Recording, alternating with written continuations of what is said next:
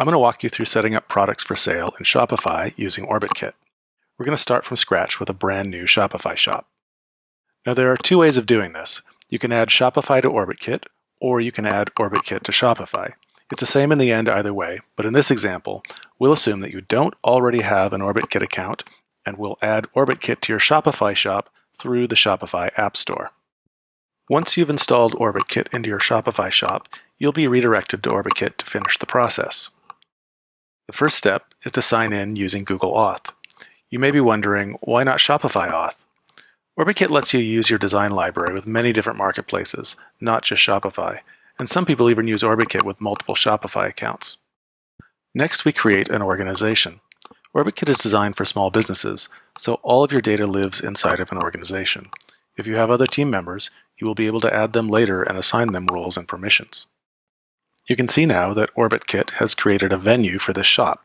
You can have many venues that connect to a variety of shops and marketplaces, but for now, we'll focus on Shopify. The next step is to create one or more blueprints, which are instructions for how to create listings. Rather than forcing you to tediously create each listing one at a time, OrbitKit uses blueprints that can be applied to many designs at once. Let's create a blueprint. I'm going to start with a basic tee.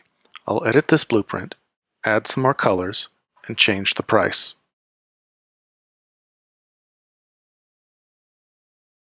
Now let's add another product to our blueprint, a hoodie, and let's give it a similar set of colors.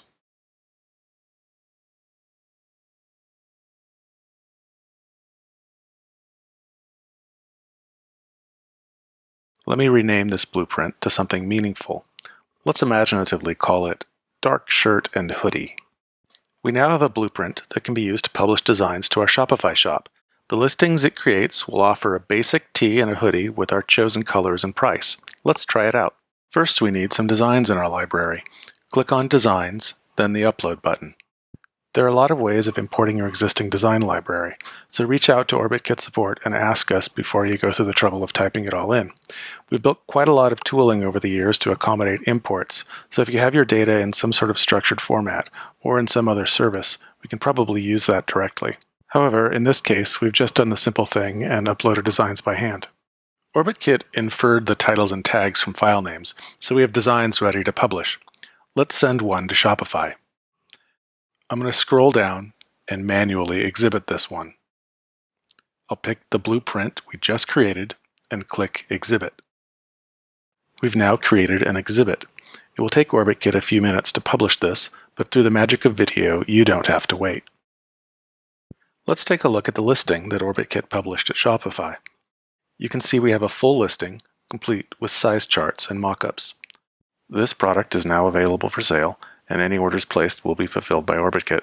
If you have a lot of designs, you probably don't want to publish them one at a time like this. Let's publish a group of designs together. I'm going to click on Designs, then search for food-related designs. This also has the effect of selecting these designs for further action. I'm going to pick Manually Exhibit These. My blueprint is already selected, so I just click Exhibit.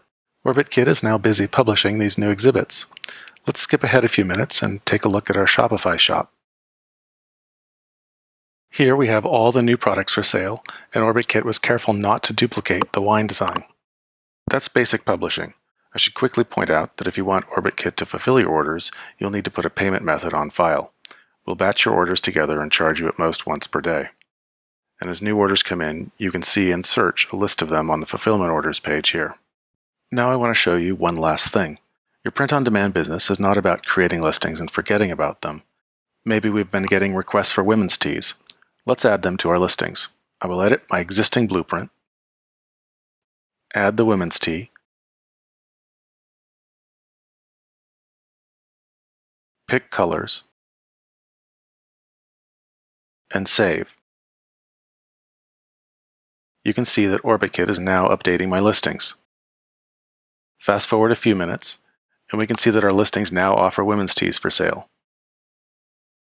That's it. You can change anything about listings this way, and OrbitKit will automatically keep everything in sync, even if you have thousands of designs for sale. No tedious button clicking required. I hope this brief introduction has given you a taste of what is possible with OrbitKit. We've just scratched the surface. There are many more tutorial videos in our help system, so feel free to keep browsing, or sign in to OrbitKit and try it out.